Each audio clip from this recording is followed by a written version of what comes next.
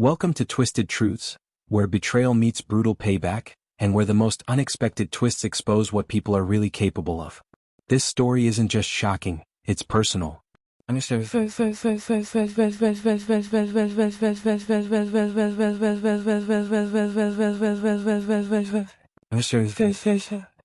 called it progress.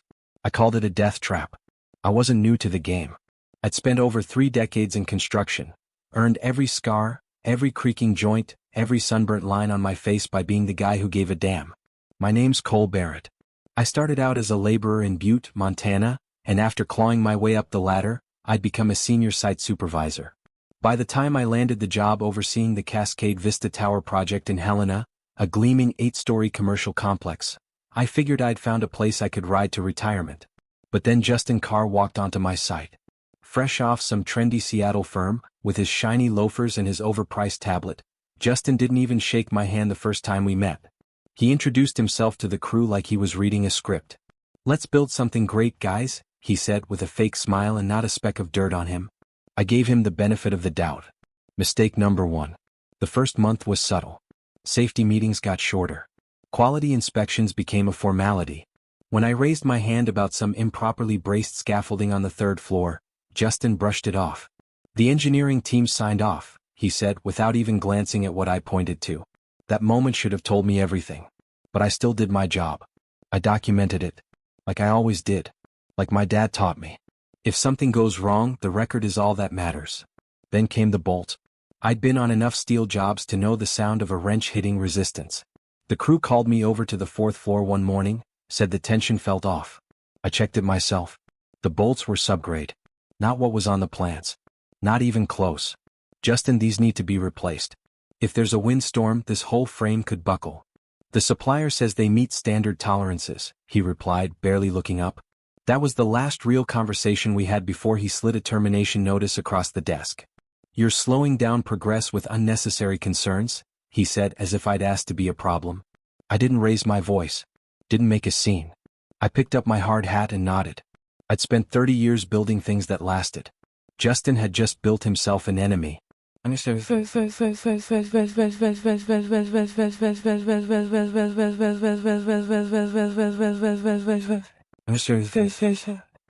at home, I told my wife Leah what happened. She was quiet for a moment, then nodded. "You warned them. They didn't listen. But that building isn't safe, is it?" "No," I said. "And it's going to get people hurt." Leah looked me straight in the eye. "Then you do what you always do, Cole. You do what's right." She didn't have to say more. What they didn't know was, I had proof. I'd been keeping a private log for months. Photos. Emails. Voice recordings. Everything. This wasn't over. I didn't think it would hit me so hard. After I got home, I sat in my truck in the driveway for almost an hour. My hard hat was still in my lap. Inside the cardboard box Justin gave me were my thermos, a stack of field reports, a photo of Leah and me hiking Glacier Falls, and nothing else. Not my tools. Not my digital scope. Not my Milwaukee drill set. Tools I bought myself. Tools I needed if I ever hoped to work again. My hands shook as I unpacked. Leah got home late from her nursing shift and found me still staring at the empty table. She didn't speak. She just wrapped her arms around me from behind and whispered, "Let them try to erase you. They don't know who they're up against."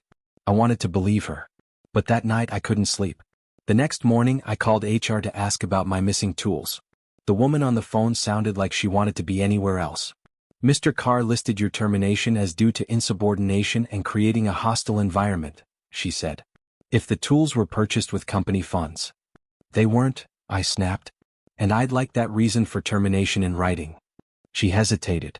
"I'll get back to you." Click. I stared at the phone, then opened my email. All my records, violations, photos, audio files, were organized neatly in folders. I documented 76 issues over 4 months. 76. And I'd been fired for causing problems. It stopped being about me right then. I thought about the crew still working under Justin's command. The receptionist who'd be on the 8th floor when that structure started swaying in a storm. The HVAC tech who'd be inside when the fireproofing failed. I opened a new email. To osha.mtregion3@osha.gov. Subject: Urgent, Critical Safety Violations, Cascade Vista Tower. Attachments: 76. I didn't care anymore about industry politics. I didn't care if I got blackballed. I cared that I had to sleep at night. I hit send. Then I called the state inspector's office and started all over again. I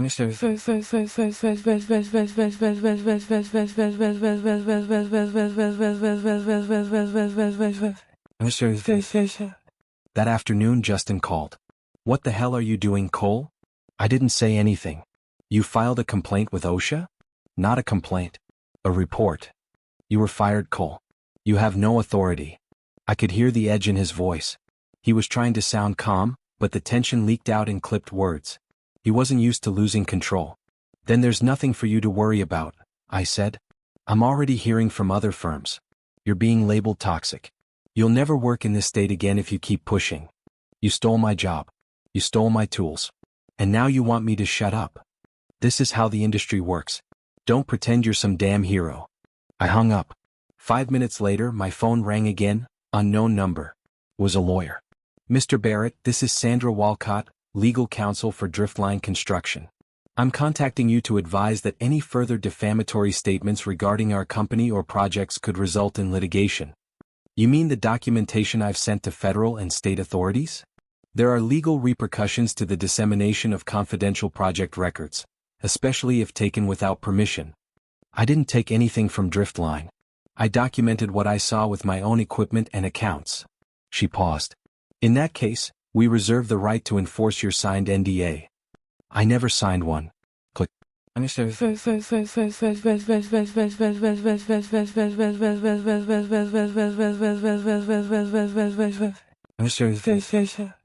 thought that would be the worst of it.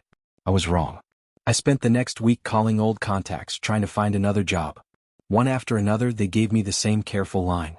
"We're fully staffed right now. We're reviewing candidates in a few months." "We've heard things, Cole."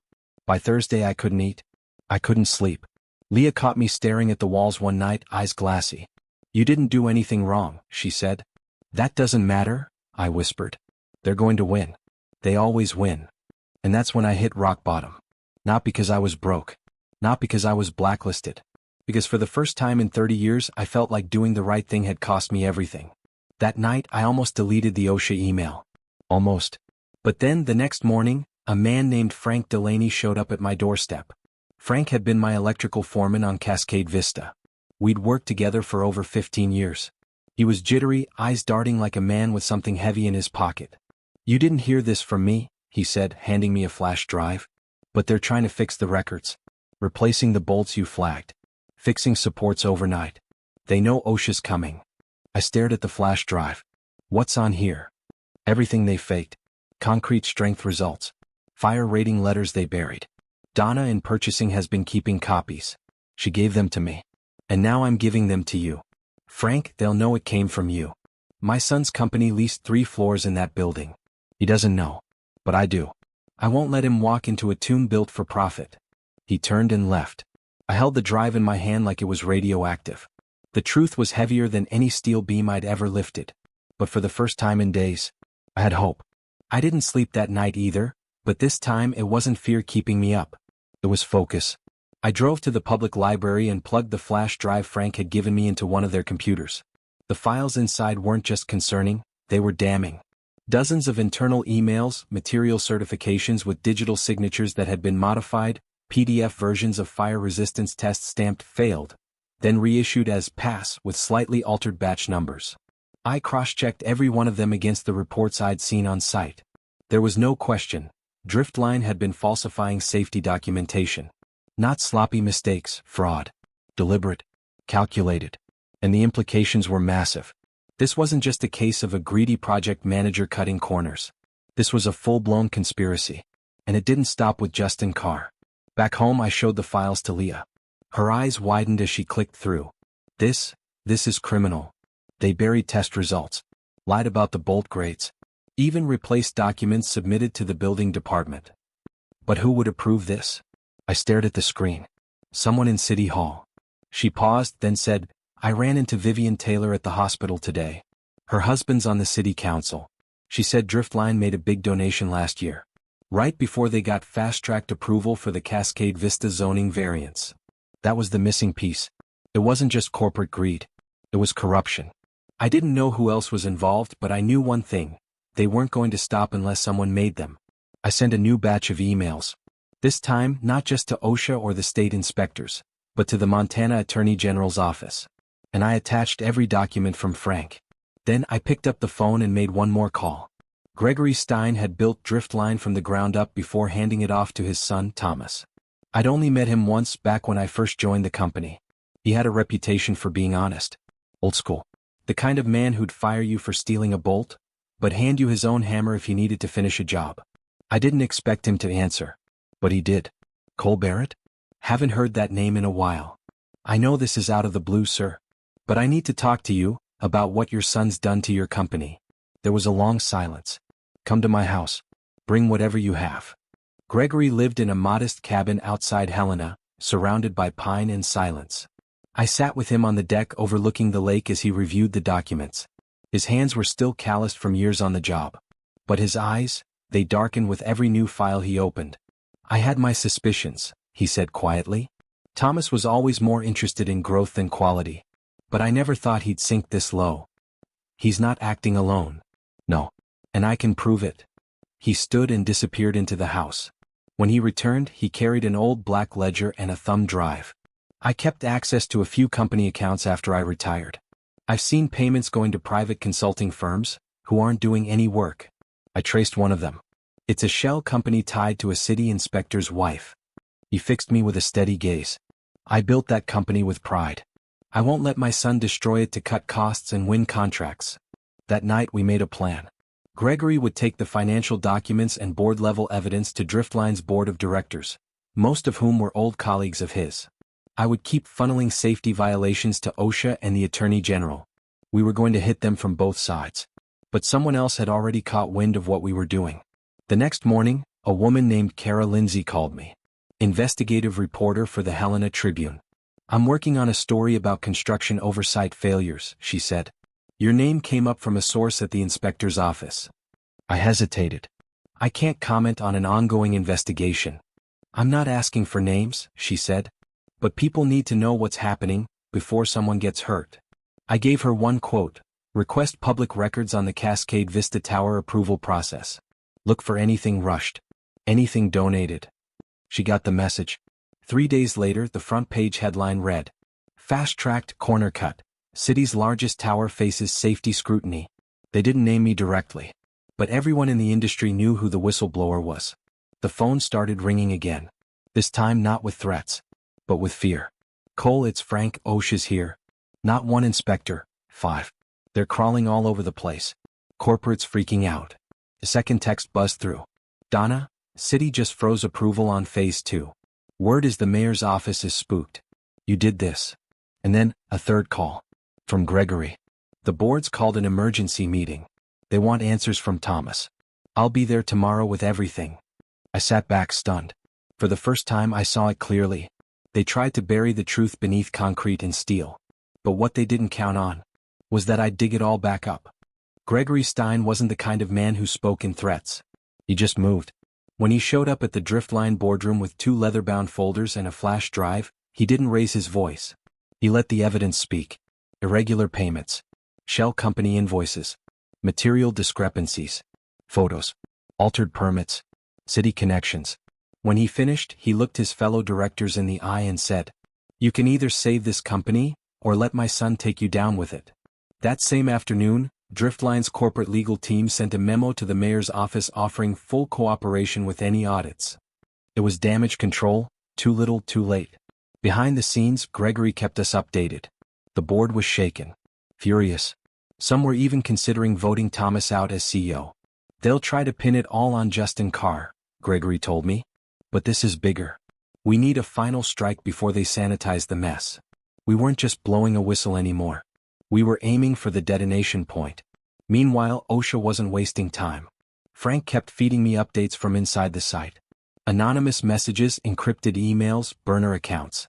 The inspectors had discovered multiple inconsistencies. Substandard fasteners, missing fireproofing layers, even weight loads out of spec on upper floors. But it was what Donna uncovered next that tipped everything. She sent me a scanned letter on manufacturer letterhead, one that had been intentionally withheld from the city files. It detailed a failed batch of load-bearing rebar that had been used anyway. That single piece of rebar, if compromised, could trigger a progressive collapse in an emergency. And Justin Carr had signed off on it. I forwarded the documentation directly to the Attorney General's office. And that night I made my final move.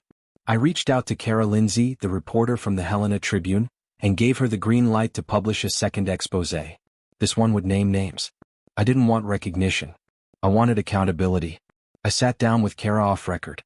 Gave her the names of vendors, contacts in city permitting, photos of falsified fire certificates. And then I said something I hadn't said aloud to anyone. I lost my job because I warned them. But that's not why I'm doing this. I'm doing this because the Cascade Vista Tower will kill people if we let it stand. Kara's hands trembled slightly as she closed her notebook. That's the quote I'm leading with. The next morning all hell broke loose. The Tribune ran the story under the banner. Whistleblower claims safety failures, bribes and cover UPS in $75 million tower project. Within an hour, every news station in Montana was reporting it. The city council announced an internal investigation. The mayor refused to answer questions on camera. And OSHA dispatched a secondary team, federal-level auditors, to take over the inspection. At 11:47 a.m., I got a text from Gregory. Board voted. Thomas removed as CEO. He doesn't know yet. By 2 p.m. Justin Carr had been terminated. But we weren't done. Not yet. That night Gregory and I sat in his study. We knew the media circus would settle eventually. We knew Driftline would try to spin this as a rogue manager problem. So we planned the final nail. Gregory had uncovered two things that tied everything together. 1. A slush fund of nearly $800,000 used to pay off expedited review services in the city building office. 2. Encrypted internal emails between Thomas Stein and the city's lead building commissioner, arranging inspections to be skipped entirely. This wasn't incompetence. It was criminal fraud. Gregory drafted a formal complaint, backed with documentation, and submitted it to the Montana Department of Justice under his name, requesting a full criminal probe into Driftline's executive practices and political collusion. And I did the same as the original whistleblower. We signed those complaints with steady hands. We're not bringing down a company, Gregory said. We're protecting a city. What they didn't know, what they never saw coming, was that the two men they'd dismissed, the washed-up old supervisor and the retired founder, were now holding the fuse. The fuse had been lit. What followed wasn't chaos, it was precision. At 9:12 a.m. on a gray Tuesday morning, the Cascade Vista Tower site was hit with a federal stop work order. The OSHA inspectors didn't just shut it down, they sealed it off. Workers were escorted off the premises. The security gates were locked. Access badges were revoked. Frank sent me a text. Car escorted out. Corporate scrambling. You did it, brother. By noon, the Helena Tribune had published leaked memos from within Driftline's executive team trying to contain the scandal. The language was sanitized, talk of unfortunate oversights and internal realignments. But it was too late. The Department of Justice had opened a formal investigation. Subpoenas were issued. Investigators walked into the building department downtown and walked out with boxes of files and hard drives. Justin Carr? Gone. Thomas Stein? Under legal review. City Inspector Harmon, the one who'd approved the rebar batch without testing? Indicted. The dominoes didn't fall. They exploded. But the most shocking moment came that Friday. Gregory called me from the courthouse steps. You're not going to believe this, he said, almost breathless. Thomas turned on everyone. What? He's taking a plea deal. Full cooperation. In exchange for reduced charges, he's handing over emails, payment logs. Everything. City council members, building officials, even the deputy mayor. It wasn't loyalty or guilt that made Thomas flip. It was self-preservation. He knew the walls were closing in. And he'd rather burn everyone else to save himself. I should have felt vindicated. Instead I felt sick. Gregory was quiet for a long moment. Then he said, he's still my son. But I won't protect him from the truth. By the next week, Driftline construction had collapsed. Vendors pulled out. Clients canceled contracts. Lawsuits piled up like lumber in a rainstorm. The company was bleeding out. And in the middle of it all, I got a letter. A formal offer from Bridgewell Contracting, one of the oldest and most respected firms in Montana. They'd read the stories. Heard from Gregory. And they were offering me a job. Not just any job, senior project manager. The man they'd called resistant to change, was now being asked to lead one of the state's largest medical expansion projects. I showed the letter to Leah. She didn't say anything at first. She just reached out and took my hand. You never let them break you. I didn't feel triumphant. I felt centered. And then came the final twist. The city announced that Cascade Vista Tower would be demolished. Too many violations. Too many questions. The structural integrity was compromised from the ground up. It was cheaper and safer to start over. But it wasn't just a building being torn down. It was their legacy. Gregory and I met one last time, on the edge of the empty site, fenced off and quiet, the shell of the tower looming behind us. You did good, Cole, he said, gripping my shoulder. You reminded people what integrity looks like. So did you, I said. You sacrificed your own son's future to do the right thing. No, he corrected. Thomas sacrificed his own future. I just refused to help him cover it up. He looked at the building. You know what the difference is between a structure and a monument? I shook my head. A structure is just steel and glass. A monument? That's what's left when the truth holds everything else up. I thought the battle was over. The tower was condemned. The city was cleaning house. The indictments had rolled in like thunder across the valley, executives, inspectors, council members. Gregory and I had done what we set out to do. But truth has a funny way of digging deeper, especially when you think you've reached bedrock. I was packing up old paperwork in my garage, going through boxes of job site logs and photos, when I found a sealed manila envelope I didn't recognize. No name. No address. Just a postmark from 2 weeks earlier and a sticky note inside that read, "You weren't the only one keeping records." Confused, I opened it. Inside were printed transcripts, verbatim conversations between Thomas Stein and 2 city officials. One line chilled me. Barrett's watching us. Get him out before OSHA takes notice. They hadn't just fired me to cut corners. They had targeted me. I scrolled through the pages, emails, whistleblower hotline complaints dated before my OSHA report, and purchase records logged under a dummy employee ID. Someone had been feeding regulators breadcrumbs for months. And at the bottom? A name. Donna LeClaire. Purchasing coordinator. Driftline. My jaw dropped. All this time I thought Donna was just scared. Staying quiet. Playing it safe. She wasn't. She had been the first one to sound the alarm. I called her the next morning. I thought you might figure it out eventually, she said, her voice calm. Frank was the one who brought you in. But I was documenting the fraud long before either of you realized how bad it was.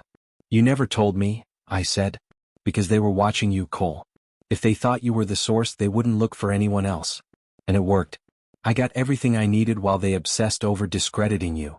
I sat there stunned. You saved lives, Donna. She paused. We did. Then, softer, you just happened to be the one willing to stand in front of the fire. It reframed everything. The manila envelope had been her final hand. She'd mailed it anonymously right after the indictments, once it was safe. In case anything went missing. In case they tried to twist the narrative. But more than that, it was her way of saying, you weren't alone. I hung up the phone and sat with that for a long time. All this time I thought I was shouting into a void. But the echo I'd heard? It wasn't my voice coming back. It was hers. That week, I walked into my first team meeting at Bridgewell Contracting. New site. New crew. New project. The Billings Memorial Hospital East Wing. The first words out of my mouth? I don't care about speed. I care about safety. You do it right or you don't do it at all. And no one rolled their eyes. Because the collapse of Driftline had become the cautionary tale of the industry. Because the man who stood in front of them wasn't just their manager.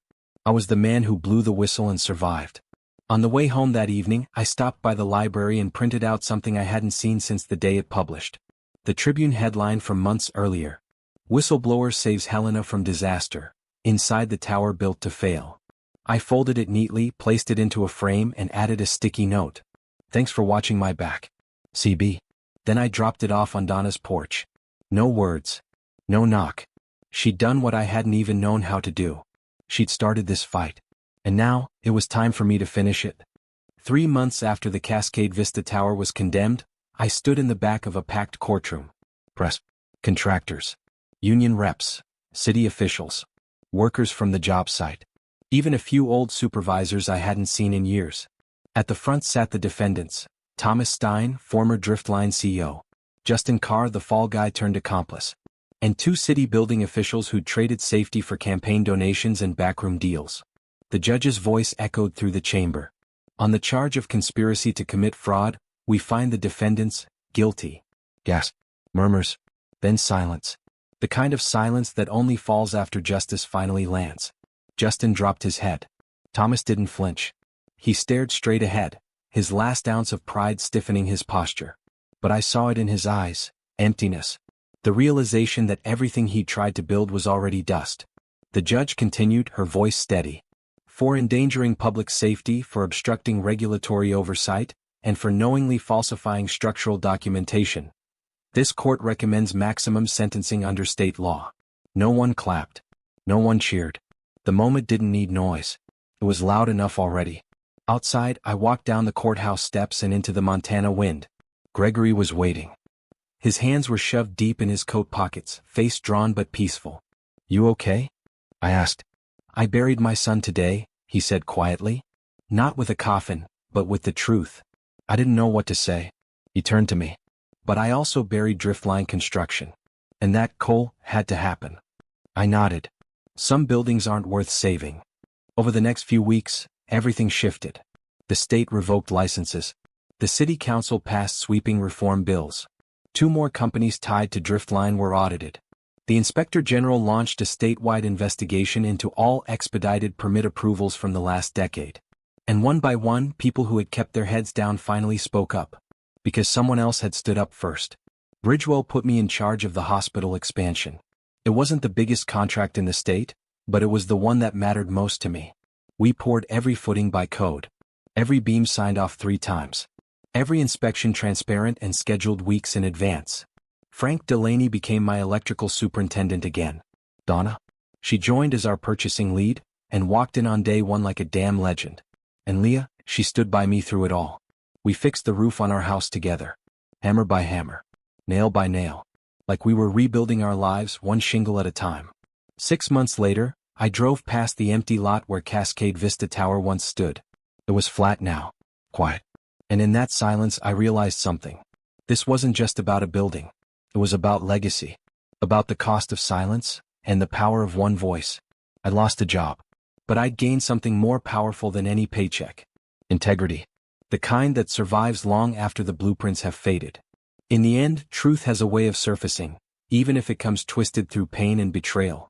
As one wise voice once said, sometimes your greatest enemy was once your closest ally. If this story struck a chord with you, let us know in the comments.